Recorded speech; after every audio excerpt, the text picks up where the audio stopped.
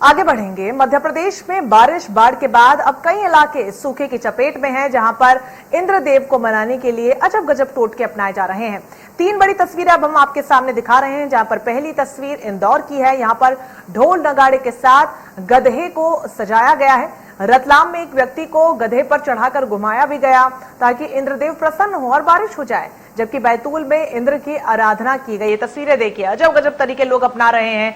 कहीं पर देश के कई इलाके ऐसे हैं जो बाढ़ की चपेट में हैं, तो कई क्षेत्र ऐसे हैं जो सूखे से पूरी तरीके से ग्रस्त हैं और लोग इंद्रदेव को मनाने के लिए अपने अपने स्तर पर अपने अपने टोटके कर रहे हैं। ये तीन तस्वीरें उसकी बड़ी बानगी इंदौर, रतलाम और बैतूल में देखिए किस प्रकार गधे पर बिठाकर किसी को घुमाया जा रहा है, तो कहीं पर ढोल नगाड़े बजाकर अपने तरीके से इंद्रदेव को प्रसन्न करने की कोशिश की जा रही है ताकि बारिश हो सके, सूखे की जो समस्या बनी हुई है उससे निजात लोगों को मिल सके। क्योंकि न सिर्फ बारिश न होने से परेशानी आम क्षेत्रवासियों को हो रही है, बल्कि किसानों के लिए बहुत बड़ी समस्या है, फसल बर्बाद होने की कगार पर है। ऐसे में इंद्रदेव को मनाने की अनोखी पहल की ये अनोखी तीन बड़ी तस्वीरें आपको दिखा रहे हैं। इंदौर में देखिए ढोल नगाड़े की धुन पर यहाँ पर लोग आगे बढ़ रहे हैं और गांव की गलियों में देखिए किस प्रकार रतलाम में गधे पर एक व्यक्ति को बिठाया गया, घुमाया जा रहा है।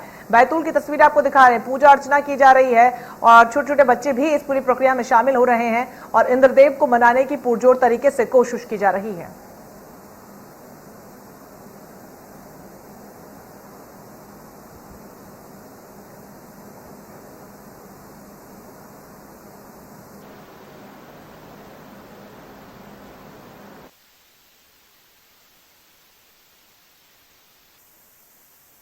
टोटके की तीन बड़ी तस्वीरें जहां पर इंद्रदेव को मनाने की लोगों की ये कोशिशें अपने आप में हास्यास्पद तो हैं ही, लेकिन इनकी जो गंभीर स्थिति इस वक्त बनी हुई है वो भी बयां करती हुई कि लोग वाकई में कितने परेशान हैं कि वो इस तरीके के टोटके अपनाने को मजबूर हो गए हैं। उन्हें लगता है कि इंद्रदेव इससे खुश हो जाएंगे, उनके क्षेत्र में वर्षा हो जाएगी और यही वजह है कि अपने अपने स्तर पर हर वो कोशिश करने को ये लोग तैयार हैं जिससे कि बारिश हो सके। इंदौर की तस्वीर देखिए, बूढ़ा बच्चा हर कोई इस टोली में सवार है और सभी ढोल नगाड़े बजाते हुए आगे बढ़ रहे हैं। गधे को देखिए किस प्रकार से घुमाया जा रहा है, तो वही रतलाम में तो एक कदम आगे हैं यहाँ के लोग। देखिए किस प्रकार घोड़े पर न सिर्फ गधे को घुमाया जा रहा है बल्कि उस पर एक व्यक्ति को बिठाया गया और फिर जैसे कि अक्सर हमने बारात में देखा है कि घोड़े पर किस तरीके से दूल्हे को निकाला जाता है, वैसे एक व्यक्ति को उस पर बिठाकर गधे पर पूरे गांव में घुमाया जा रहा है। बैतूल की तस्वीरें भी आपको दिखा रहे हो, यहाँ पर भी अपने तरीके से ही टोटका अपनाया जा रहा है जिससे कि इंद्रदेव को खुश किया जा सके और बारिश हो सके। क्योंकि बहुत ज्यादा महत्वपूर्ण ये है कि सूखा यहाँ पर खत्म हो, क्योंकि लोगों को न सिर्फ पानी की समस्या हो रही है बल्कि किसानों के लिए एक बहुत बड़ी समस्या ये आन खड़ी हुई है कि फसलें अब बर्बाद होने की कगार पर हैं। क्योंकि मूसलाधार बारिश कई इलाकों में हो रही है, लेकिन कई इलाके ऐसे हैं जहां पर अभी तक वर्षा उतनी नहीं हुई है जितनी होनी चाहिए थी। लोगों को पीने के पानी की समस्या आ रही है, दूर दराज तक लोगों को पीने का पानी लेने जाना पड़ता है क्योंकि तालाब, नदियां सब कुछ सूख चुका है। ऐसे में गांव वाले अब इस तरीके के टोटके अपना रहे हैं जिससे कि इंद्रदेव को वो खुश कर सके। बारिश के लिए अजब गजब तरीके की प्रक्रियाएं देखने को मिल रही हैं, अलग अलग एक्टिविटीज लोग यहाँ पर कर रहे हैं और उसी की बानगी ये तीन बड़ी तस्वीरें जो इस वक्त हम आपको दिखा रहे हैं। इंदौर, रतलाम और बैतूल से तस्वीरें सामने आई। हालांकि एकमात्र ये तीन क्षेत्र नहीं है, प्रदेश के अलग अलग क्षेत्रों से, जिलों से इस तरीके की तस्वीरें सामने आती रहती हैं जहां पर बारिश नहीं हो रही है कि लोग कहीं पर पूजा अर्चना कर रहे हैं तो कहीं पर कोई व्रत रख रहा है। अपने अपने तरीके से इंद्रदेव को खुश करने की कोशिश की जा रही है जिससे कि भरपूर वर्षा हो सके। लेकिन बावजूद इसके अभी तक बारिश को लेकर लोगों की जो समस्या है वो बनी हुई है। लोग खासे परेशान हैं पीने के पानी को लेकर, फसलों की सिंचाई को लेकर।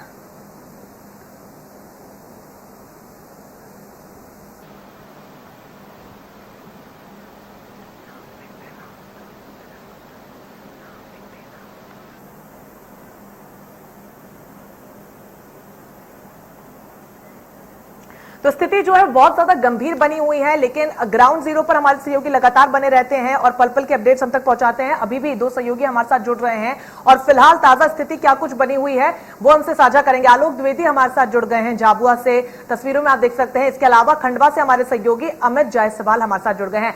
आलोक, सबसे पहले मैं रुख आपका करना चाहूंगी क्योंकि स्थिति जो है वो बद से बदतर होती जा रही है और यही वजह कि लोग मजबूर ऐसे टोने टोटके अपनाने को लेकर।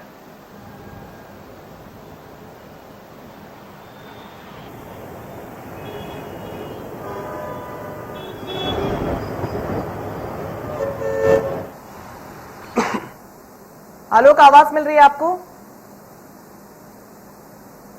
चलिए अमित, मैं आपका रुख करना चाहूंगी, क्या स्थिति फिलहाल वहां पर बनी हुई है, ताजा अपडेट्स क्या है? मैं बता दूं कि निमाड़ अंचल और मालवा अंचल का जो क्षेत्र है वो पूरी तरह से बारिश पर निर्भर है और ये पूरा क्षेत्र कृषि प्रधान है। इसलिए हर व्यक्ति ये चाहता है कि अच्छी बारिश हो ताकि उनके दोनों तीनों सीजन अच्छे जाएं और अच्छी फसलें होंगी, तभी यहाँ की पूरी अर्थव्यवस्था चल पाएगी। और ये जो टोटकों की बात हम कर रहे हैं तो निमाड़ और मालवा अंचल में भी टोटके कम नहीं किए जाते। इस बार भी मानसून का सीजन खत्म होने को है, लेकिन अभी तक पूरी तरह से बारिश नहीं हुई है।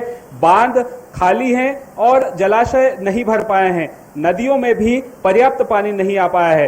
ऐसे में निमाड़ और मालवा अंचल में भी लोग टोटके करते हैं। यहाँ भगवान को पूरी तरह से जलमग्न करके, जो मंदिर में भगवान की प्रतिमा होती है उसे जलमग्न करके, और ये मान्यता है कि अगर भगवान को जलमग्न कर देंगे तो वो हमारी सुनेंगे और अच्छी बारिश होगी।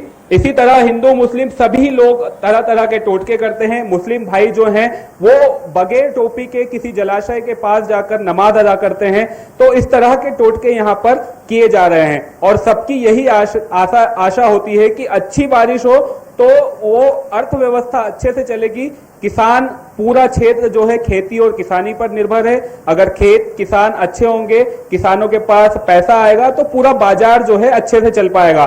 जैसा कि हम जानते हैं कि कोरोना काल में सबकी आर्थिक रूप से कमर टूट चुकी है और अब अगर अच्छी बारिश नहीं होती है तो आने वाला समय और खराब स्थितियां पैदा कर सकता है। इसलिए लोग अपनी मान्यताओं कुछ कहना है, क्योंकि ये जो टोरे टोटके अपना रहे हैं, संभव है कि पहले भी इन्होंने इस तरीके की प्रक्रियाओं में हिस्सा लिया होगा। इनका क्या कुछ कहना है कि पहले इस तरीके के टोटकों से वाकई में क्या उपाय और हल निकला है?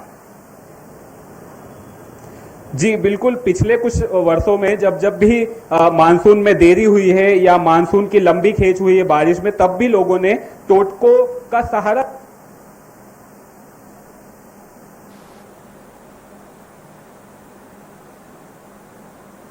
आधार पर ही बारिश हुई है या उन्होंने टोटके किए तो इंद्रदेव प्रसन्न हुए और बारिश हुई है। तो ये यहाँ हमारा चूंकि देश पूरी तरीके से धर्म प्रधान है और भावनाओं के आधार पर यहाँ पर लोग टोटके करते हैं और कई बार उनके टोटके होने के दिन ही ये जो है उस समय माहौल बनता है और बारिश हो जाती है। तो लोग अपने मन को समझा देते हैं कि हाँ, हमने टोटका किया और बारिश हुई, तो ये स्थिति बनी रहती है। बिल्कुल, यहाँ पर हालांकि हम किसी भी प्रकार से ऐसे टोटकों का प्रचार नहीं करते, लेकिन ये लोगों का भरोसा, ये उनका बिलीफ, और जैसे कि आप जिक्र भी कर रहे हैं कि कई वर्षों से ये किए आते रहे हैं, उनको लगता है कि इस साल भी वो ऐसा करेंगे तो ऐसा होगा। क्या अब तक देखने को मिला है इसका असर? इस बार के बात करें हम तो मूसलाधार बारिश अगर नहीं हो रही है, कई इलाकों में लोग इस तरीके की एक्टिविटीज को अगर कर रहे हैं, तो क्या उसका असर देखने को मिल रहा है? जी बिल्कुल, देखिए कि सितंबर का महीना है और बारिश का जो है सीजन धीरे धीरे खत्म होते जा रहा है। और अगर मैं खंडवा की बात करूं तो यहाँ के इंदिरा सागर बांध हो या ओंकारेश्वर बांध हो, वे अभी भी 10-10 मीटर खाली हैं और ये 10 मीटर जो खाली बांध है इससे बिजली उत्पादन भी प्रभावित हो रहा है। तो न सिर्फ पानी की कमी है बल्कि बिजली का उत्पादन भी प्रभावित हो रहा है और इसका असर पूरे प्रदेश पर भी पड़ रहा है। तो लोगों का ये कहना है कि अगर फसलें अच्छी नहीं होगी, पानी पर्याप्त नहीं होगा, बिजली अच्छी नहीं होगी, तो फिर आगे जीवन मुश्किल हो जाएगा। इसीलिए वो अपनी भावनाओं को टोटकों के माध्यम से भगवान के सामने या जो भी जिन्हें भी वो मानते हैं अपने आराध्य के सामने, अपने ईश्वर के सामने रखते हैं। हालांकि हम लोग इंडिया न्यूज इस तरीके की किसी भी टोटके का समर्थन नहीं करता है, लेकिन चूंकि भावनाएं जुड़ी हुई है तो फिर वहां पर उनकी भावनाओं के आधार पर ही सब चीजें होती हैं। ये पूरा बेल्ट है, कहीं कोई मिट्टी लगा लेता है अपने शरीर पर और ये कामना करता है कि इंद्रदेव प्रसन्न हो, और ये जो मिट्टी शरीर पर लगाई हुई है, जो बारिश हो उसी से धुले। तो ये लोगों के मन की भावनाएं हैं और कभी कभी जिस दिन टोटका होता है उसी दिन या उसके 1-2 दिन में बारिश हो जाती है, तो लोग ये समझते हैं कि हमारा टोटका सफल हो गया। बिल्कुल, बहुत ज्यादा जरूरी ये है कि वक्त रहते बारिश को, जिससे कि नुकसान जो लोगों को हो रहा है वो ना हो। लेकिन ऐसे में क्षेत्रवासियों को क्या कुछ कहना है कि प्रशासन की तरफ से किसी प्रकार की मदद मुहैया करवाई गई है, क्योंकि किसान जो है वो खास से सबसे ज्यादा परेशान है? जी बिल्कुल, पूरे निमाड़ क्षेत्र की बात करूं मैं तो यहाँ पर सोयाबीन की जो फसल है वो किसानों को न सिर्फ एक बार, न सिर्फ 2 बार बल्कि 3-3 बार बुआई करनी पड़ी, क्योंकि पहली और दूसरी बार में जब बारिश नहीं हुई तो किसानों का बोया हुआ सोयाबीन का बीज जो है वो जमीन में ही रह गया, वो उग नहीं पाया और किसानों पर दोहरी मार ये पड़ी कि उन्हें 3-3 बार बुआई करनी पड़ी। तो इस स्थिति में किसानों की भी मांग लगातार बनी हुई है कि इस पूरे क्षेत्र को सूखाग्रस्त घोषित किया जाए। पिछले दिनों कृषि मंत्री खंडवा आए थे, तब हमने भी उनसे इस संबंध में बात की थी और उन्होंने कहा कि हम पटवारी और राजस्व मामले से सर्वे करा रहे हैं और आने वाले दिनों में आवश्यकता होगी तो पूरे क्षेत्र को सूखाग्रस्त आलोक घोषित किया द्विवेदी भी जाएगा। हमारे साथ जुड़ गए हैं झाबुआ से। आलोक, क्या कुछ फिलहाल वहां पर हालात बने हुए हैं? लोग अलग अलग तरीके के टोने टोटके अपना रहे हैं, क्या उसका असर होता हुआ देखा जा रहा है?